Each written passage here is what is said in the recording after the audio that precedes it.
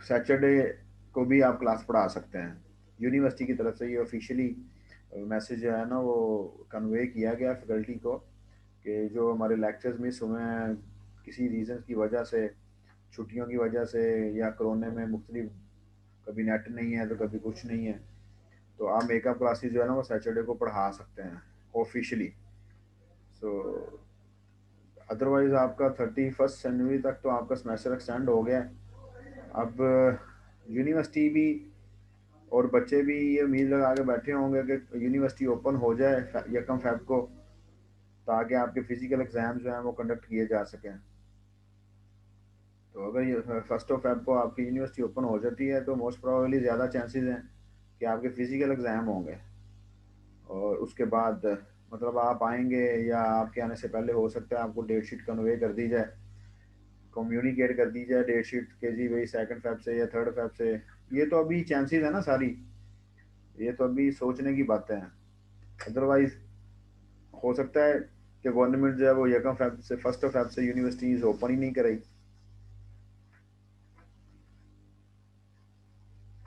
अगर 1 फेब से university open ही नहीं होती तो फिर दोबारा से यूनिवर्सिटीज को कोई ना कोई प्लान करना पड़ेगा। 1 मिनट ज़रा होल्ड करें बेटा।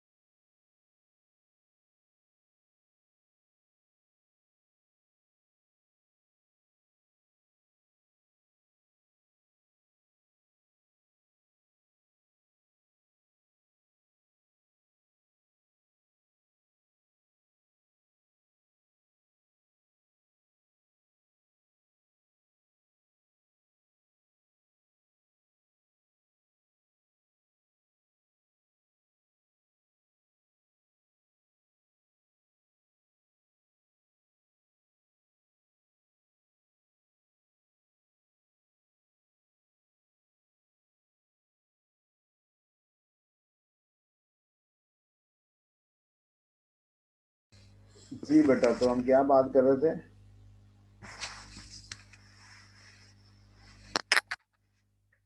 हेलो।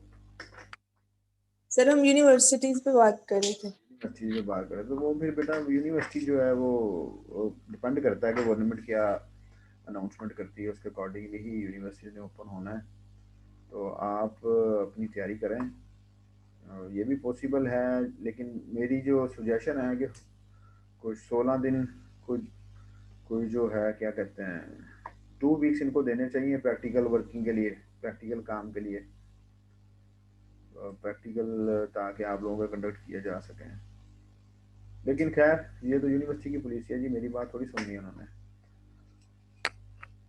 कोई और क्वेश्चन है जी रिलेटेड दिस वन जो हम पढ़ रहे हैं, या आपके रिसर्च के बारे में अगर किसी को कोई क्वेश्चन है या कोई इससे हटके पूछना चाहता है तो पूछना, शाबाश।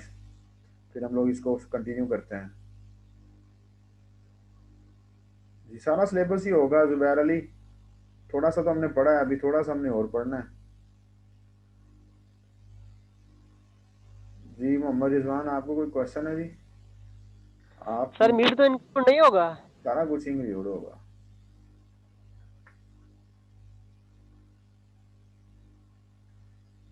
चलें जी, तैयब कोई क्वेश्चन है बेटा? अली मुख्तार, बेटा कोई क्वेश्चन है? जी बेटा यमुना रफान, कोई क्वेश्चन है बेटा आपको? तो तैयब क्या बात है, मुझे फील हो रहा है कि कुछ बुझे बुझे से रहते हैं आप आजकल। तबीयत ठीक है आपकी?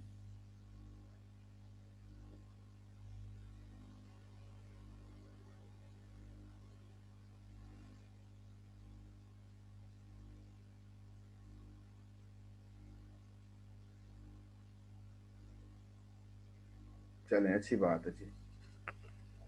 जी बेटा, तो डिसोसिएशन के बाद डिस्ट्रीब्यूशन और इंटीग्रेशन को हमने डिस्कस किया था। इंटीग्रेशन और डिस्ट्रीब्यूशन इंटीग्रेशन जो आप लोगों ने देखा कि डिस्ट्रीब्यूशन कब यूज़ होती है और इंटीग्रेशन कब यूज़ होती है। और उसके बाद एक है जी एमएसडीयू डिलीवरी। ये डिलीवरी की जो डाटा की डिलीवरी है इटसेल्फ ही एक सर्विस है।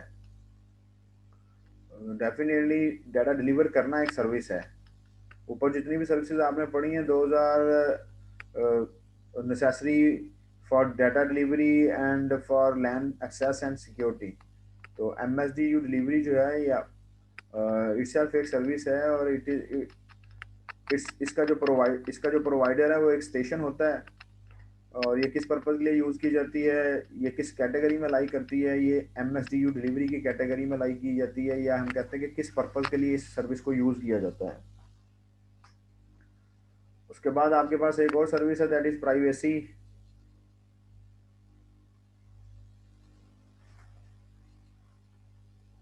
प्राइवेसी की जो सर्विस है वो किस पर्पज़ के लिए यूज़ की जाती है जी? वो मेरे ख्याल से उसके नाम से क्लियर है कि प्राइवेसी जो है उसका मतलब होता है कि सिक्योरिटी प्रोवाइड करना। प्राइवेसी का मतलब ये होता है कि आपके लोकली नेटवर्क की जो एक्सेस है उसको कंट्रोल करना, कि कोई अनऑथराइज यूजर जो है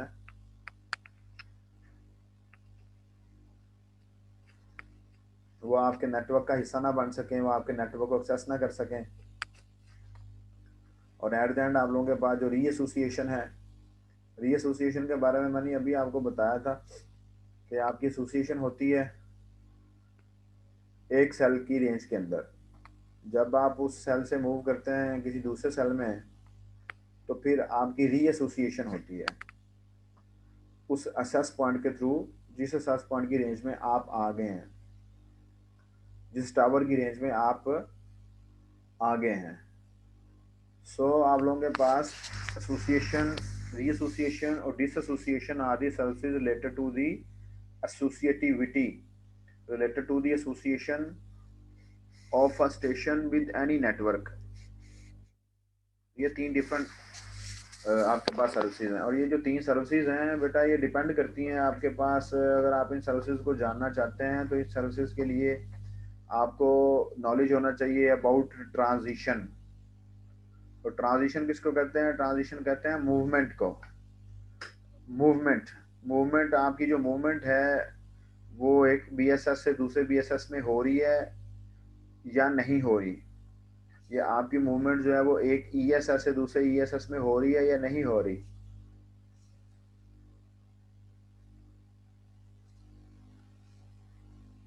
जिसको कहते हैं जी no transition, BSS to BSS transition, या ईएसएस टू ईएसएस ट्रांजिशन। आगे जाके आएगा तो हम इसको देखेंगे। तो ये देखें उन्होंने कैटेगराइज जो सर्विसेज को किया हुआ है, ये वही बातें यहाँ पर लिखी होंगी जो मैंने आपको थोड़ी देर पहले बताई हैं। अभी इनको देख लेते हैं। Station services implemented in every 802.11 station including AP station. Definitely अगर मेरे पास मेरा IEEE 802.11 इम्प्लीमेंटेड है मेरी डिवाइस में, तो मेरी जो डिवाइस है, मेरा जो लैपटॉप है, मेरा जो सेल फोन है, वो इसको अंडरस्टैंड करता है सर्विसेज को। और जहाँ स्टेशन की साइड पे सर्विसेज आ जाती हैं, स्टेशन के एंड पे सर्विसेज आ जाती हैं, तो मेरा स्टेशन वो सारी सर्विसेज फुलफिल करता है या प्रोवाइड करता है। आपका लैपटॉप है, आपका सिस्टम है, आपका सेल फोन है, उन सब के अंदर अगर आप लोगों के पास IEEE 802.11 इंक्लूडेड है, इम्प्लीमेंटेड है, तो आपका स्टेशन भी ये सारी सर्विसेज प्रोवाइड करेगा। Distribution services provided between BSSs। तो वो आप लोगों ने फिगर में भी देखा कि BSSs जो है वो आपस में कनेक्टेड होते हैं और वो डिस्ट्रीब्यूशन सर्विस सिस्टम के थ्रू कनेक्टेड होते हैं।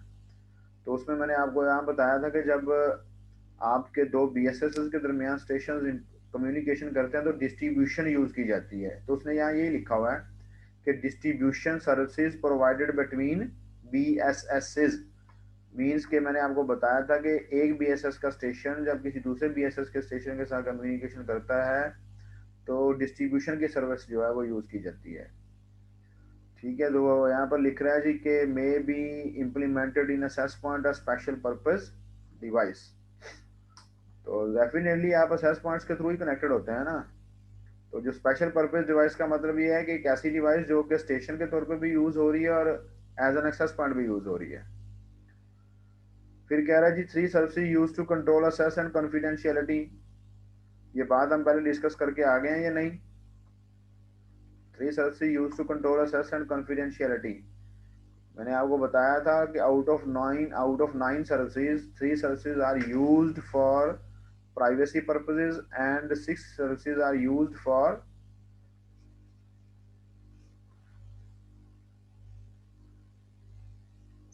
सर अस्सलाम वालेकुम सर। वो महजेब मीटिंग में इन हो रही है तो सर उसे अलाउ कर दें, वो बार कर बार दिया कर कर रही दिया है बेटा, लेकिन कर आप। दिया मैंने, कर दिया बेटा।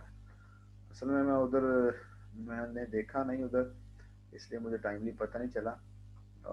इन्होंने जूम ने कोई अपडेट किया है तो उसकी वजह से ये प्रॉब्लम आ रहा है। नेक्स्ट टाइम इसको कंसंट्रेशन के साथ जो है ना वो केयरफुली मैं, लास्ट मीटिंग में मैंने कर दिया था, इस मीटिंग में मेरे जहन में नहीं रहा, मैंने एज इट इज़ आपको लिंक भेज दिया, दैट्स वाई वो प्रॉब्लम आ गया।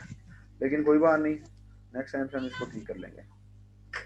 तो मैंने अभी आपको बताया कि उसने लिखा हुआ है 3 services are use to control access and confidentiality. तो ये वही बात है जो हम लोग शुरू में डिस्कस करके आए थे कि आउट ऑफ दीज 9 सर्विसेज हमारे पास 6 सर्विसेज होती हैं वो MSD डिलीवरी के लिए होती हैं, और जो 3 सर्विसेज होती हैं वो प्राइवेसी के लिए होती हैं। तो नीचे देखें क्या लिखा हुआ है जी, इसने 6 services use to support delivery of MAC service data unit. यही बताया था मैंने, बिटवीन स्टेशंस। और आयशा शहजाद ने मुझे याद आया अभी थोड़ी देर पहले पूछा था कि MSDU स्टैंड्स फॉर क्या होता है, मैं भूल गया बताना, लेकिन यहाँ बेटा लिखा हुआ है सामने मैक सर्विस डाटा MSDU जो है MAC service data unit between stations. और अभी थोड़ी देर पहले आपको याद आना चाहिए कि मैंने आपको एक चीज़ बताई थी MPDU, MAC protocol data unit. MAC protocol data unit वो डाटा यूनिट होता है जो कि दो मैक स्टेशन या मैक एंटिटीज के दरमियान होता है, सेंडर और रिसीवर दोनों साइड पे। लेकिन जो MSDU होता है ये मैक यूजर्स के दरमियान होता है, सेंडर और रिसीवर दोनों साइड पे। तो वो बताने जा रहा है जी ये MSDU के बारे में कि block of data pass down from MAC user to MAC layer. ठीक है जी, ये उसने बता दिया है। Typically LLC-PDU logical link control का प्रोटोकॉल डाटा यूनिट जो है। और if MSDU too large for MAC frame fragment and transmit it in series of frames. आपको याद होगा कि डाटा लिंक लेयर जो है वो फ्रेमिंग करती है, याद है कि नहीं याद? नेटवर्क लेयर पैकेट्स बनाती है, जो ट्रांसपोर्ट लेयर है उसमें TCP प्रोटोकॉल यूज किया जाता है तो वो सेगमेंट्स बनाती है। और जो आप लोगों के पास डाटाग्राम प्रोटोकॉल यूज किया जाता है तो वो डाटाग्राम्स बनाती है UDP जो है। और जब डाटा लिंक लेयर के पास पहुंचता है तो वो फ्रेम्स बनाती है। तो यहाँ उसने ये लिखा है कि अगर आपका MAC service data unit too large है तो that will be divided into frames, that will be fragmented into frames.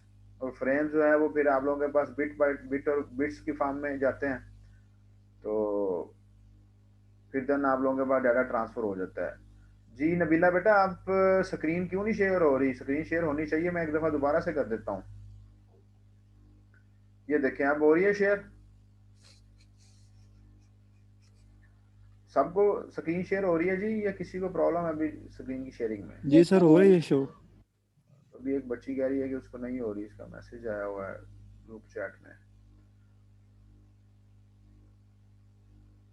आप जी बेटा आप ऐसा करें कि आप ना जरा डिस्कनेक्ट होके कनेक्ट करें दोबारा से।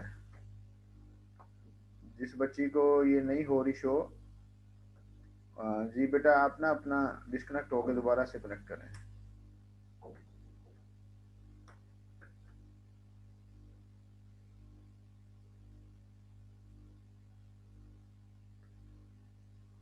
ठीक है जी, चलें नेक्स्ट आ जाए जी। इसको देखें ज़रा, ये वो बातें लिखी हुई हैं इस स्लाइड के ऊपर जो मैंने आपको पहले बता दी हैं, लेकिन आप लोगों की आसानी के लिए इसको एक दफ़ा पढ़ते हैं जी। Distribution is primary service used by stations to exchange MAC frames when frame must traverse distribution system from station in one BSS to station in another BSS। ये बात हमने डिस्कस की है, तो वो डिस्ट्रीब्यूशन के बारे में यही बता रहा है कि एक स्टेशन एक बीएसएस से दूसरा स्टेशन किसी दूसरे बीएसएस में है, तो डिस्ट्रीब्यूशन की सर्विस यूज की जाएगी। Transport of message through DS is beyond scope of 802.11। Distribution system जो है उसके अंदर जो हमारे पास उसके थ्रू जो हमारे पास डाटा की या हमारे मैसेज की ट्रांसमिशन होनी है, वो कहते हैं जी 802.11 के स्कोप से ऊपर वाली बात है।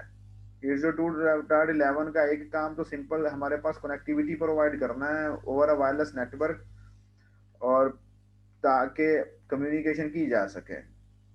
If stations within same BSS, distribution service logically goes through single AP of that BSS।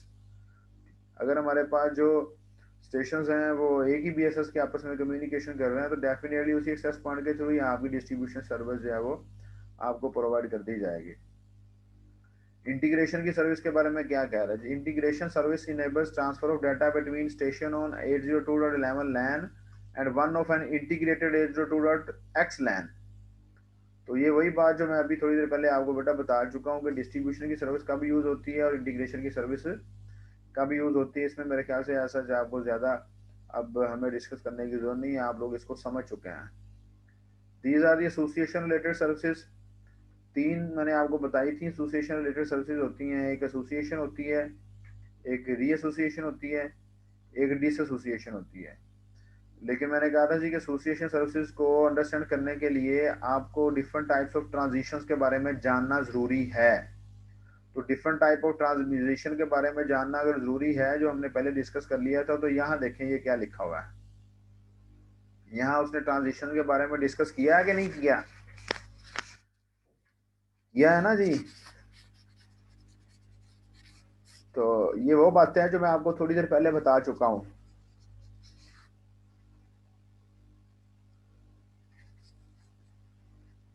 लेकिन हम पढ़ लेते हैं इसको। Purpose of MAC layer transfer MSDU between MAC entities, बिल्कुल सही बात है जी। फुलफिल्ड बाय डिस्ट्रीब्यूशन सर्विस, ये भी बिल्कुल सही बात है। हम लोग पीछे पढ़ के आए हैं कि एसोसिएशन सर्विसेज और डिस्ट्रीब्यूशन सर्विस सिस्टम जो के थ्रू फुलफिल की जाती है या मैनेज की जाती है। और फिर distribution system requires information about station with in ESS. जारी सी बात है कि डिस्ट्रीब्यूशन सिस्टम एक एक्सटेंडेड सर्विस सेट के लिए एग्जिस्ट करता है, तो उसको इंफॉर्मेशन रिक्वायर्ड है स्टेशन की कि कौन से स्टेशन उसके अंदर जो है वो काम कर रहे हैं। और ये इन्फॉर्मेशन कौन प्रोवाइड करता है? Provided by association related services. Association related services कौन सी हैं? वो तीन है, एसोसिएशन, री association and dissociation. Station must be associated before communicating, ये बात हम लोग पहले डिस्कस करके आ चुके हैं कि पहले एसोसिएशन होनी है तो कम्युनिकेशन होनी है, अदरवाइज नहीं कम्युनिकेशन होनी। तो 3 transition types of based on mobility, ठीक है जी। नो ट्रांजिशन, बीएसएस ट्रांजिशन, और एट द एंड आप लोगों के पास लिखा हुआ है ईएसएस ट्रांजिशन। तो मैंने आपको बताया था नो ट्रांजिशन से मुराद होती है मूवमेंट।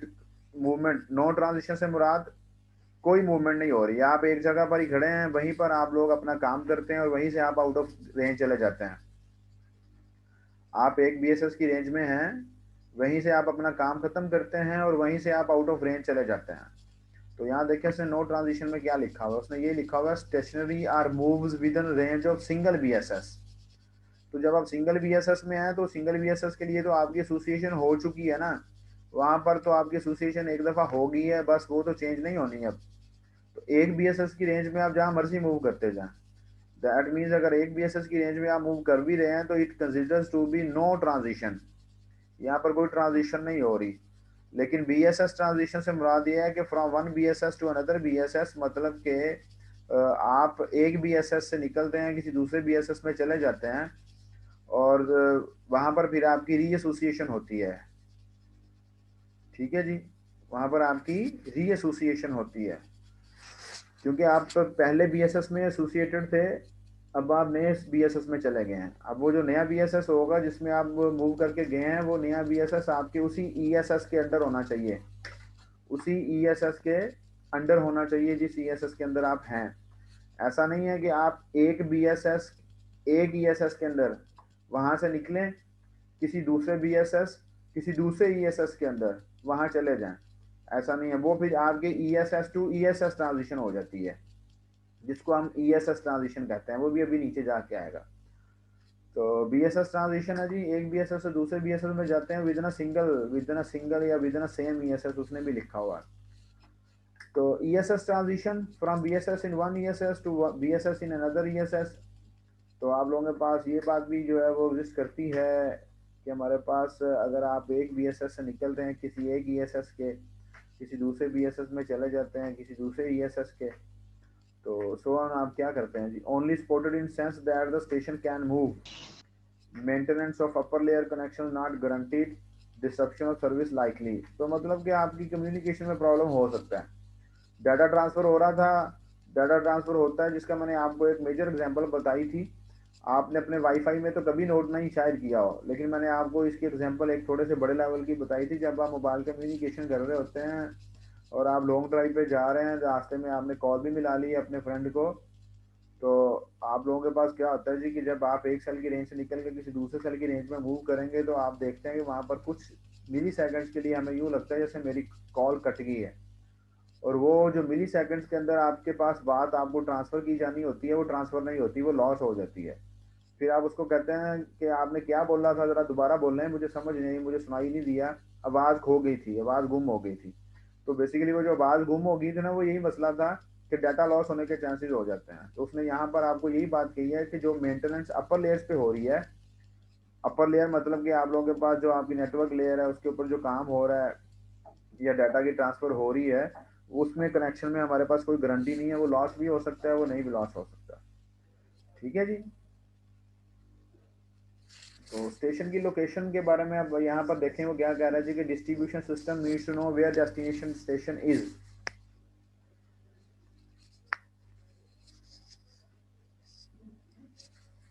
तो स्टेशन की लोकेशन जो है ये जरूरी है कि नहीं है?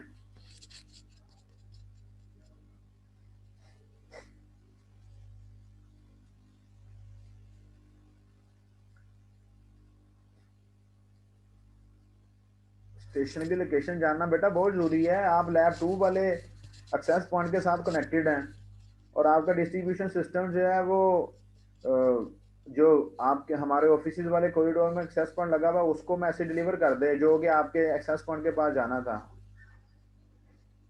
तो ये तो बात सही नहीं है ना। बेसिकली स्टेशन की लोकेशन को जानना बहुत ज़रूरी होता है ताकि प्रॉपरली कम्युनिकेशन की जा सके। तो आप लोग देखें कि जब आप लोग इंटरनेट यूज़ कर रहे होते हैं, आपने कोई फाइल डाउनलोडिंग पे लगाई हुई है, आप एक सेल से निकलते हैं दूसरे सेल में चले जाते हैं, दूसरे से निकलते हैं थर्ड में चले जाते हैं, तो आपका कनेक्शन तो मेंटेन होता है, आपका डाटा भी आपको मिल रहा होता है। जबकि पहले जब आपको डाटा मिल रहा था, नहीं नहीं सलमान, सिम नहीं चेंज कर रहे बेटा, आप एक ही सिम के साथ हैं, आप कनेक्शन के अंदर हैं, आप कनेक्शन के अंदर हैं, आप कम्युनिकेशन कर रहे हैं और कम्युनिकेशन के दौरान आप मूव कर रहे हैं। ठीक है जी। आप कम्युनिकेशन के दौरान मूव कर रहे हैं या आप कम्युनिकेशन कर रहे हैं, तो आप किस सेल के अंदर हैं, आप जो है वो किस सेल में हैं, ये बहुत ज़रूरी है। अगर ये सेल आपको आइडेंटिफाई नहीं होगा तो फिर सिस्टम को कैसे पता चलेगा कि मैंने किस एक्सेस पॉइंट के पास जाके डाटा को रिसीव करवाना है और फिर देन स्टेशन तक पहुंचाना है डाटा को। ठीक है। दैट्स वाई वो कह रहा है जी कि अगर आपने स्टेशन की लोकेशन के बारे में मेंटेन करना है तो फिर station must maintain association with access point within current BSS। हम लोग कितनी आसानी के साथ वायरलेस वाईफाई यूज़ कर रहे होते हैं, ये आसान काम नहीं है। बैक एंड में बहुत सारे टास्क जो है वो फुलफिल हो रहे होते हैं। फिर आ जाता है 3 services related to this requirement, association, reassociation and disassociation. Association में क्या है जी, establishes initial association between station and AP to make identity and address known. Station must establish association with AP within particular BSS. AP then communicates information to other APs within ESS। ये वो सारी बातें जो हम लोग पहले करके आ चुके हैं, मेरे ख्याल से मुझे हम तो दोबारा से डिस्कस करने की जरूरत नहीं है। री एसोसिएशन क्या है जी? Transfer established association to another AP. ये वही बात आ गई ना, एक एक्सेस पॉइंट से आपका कनेक्शन किसी दूसरे एक्सेस पॉइंट पे ट्रांसफर कर दिया जाता है। वही बात है ये या नहीं है? आप बता दें मुझे, और साहब मुझे बता दें फॉलो कर रहे हैं या सो गए हैं सारे। री एसोसिएशन के अंदर जो उसने लिखा है, transfer established association to another AP, ये वही बात जो है ये हम बार बार करते आ रहे हैं भाई, कि जब आप लोग एक कनेक्शन दूसरे दूसरे सेस पॉइंट पे ट्रांसफर कर दिया जाता है तो उसकी क्या रीजन होती है, तो यहाँ उसने यही बताई है ना आपको। और it allows station to move from one BSS to another. ठीक है जी, होप्स हो के आप फॉलो कर रहे हैं, और होप्स हो के ये वो आपको याद आ जाना चाहिए कि ये वो बातें जो हम लोग पिछली स्लाइड्स में डिस्कस कर चुके हैं, वो जो अभी आपको हमें लेट आगे बता रहा है। डिसएसोसिएशन ये है कि फ्रॉम आइदर स्टेशन और AP that association is terminated, definitely out of range चले गए हैं जी आप, तो एक्सेस पॉइंट जो आपकी एसोसिएशन को टर्मिनेट कर देता है। और स्टेशन की जो लोकेशन है वगैरह जी should be given before station leaves ESS और शट्स। तो बीडी एक्सेस कंट्रोल है वो मैनेज करेगा कि BD access control management facility protects itself against stations that disappear without notification. तो ऐसा ये सारी चीज़ें डिपेंड करती हैं जब हम लोग मूव करते हैं एक स्टेशन, एक बीएसएस से दूसरे बीएसएस में, या हमारी दूसरी तीसरी चीज़ें जो है वो सारी मूव करती हैं। तो ये बेटा आपके पास access and privacy related services हैं। ऑथेंटिकेशन कैसे होती है और डी ऑथेंटिकेशन क्या होती है, ये बातें हम लोग शुरू में ऊपर डिस्कस भी करके आ चुके हैं। तो आपने इनको खुद से देख लेना है, इनको खुद से पढ़ना है। अगर इनके बारे में हमारे पास आपको कोई इशू होगा तो आप डिस्कस कर लीजिएगा। कोई क्वेश्चन है यहाँ तक तो पूछ लें।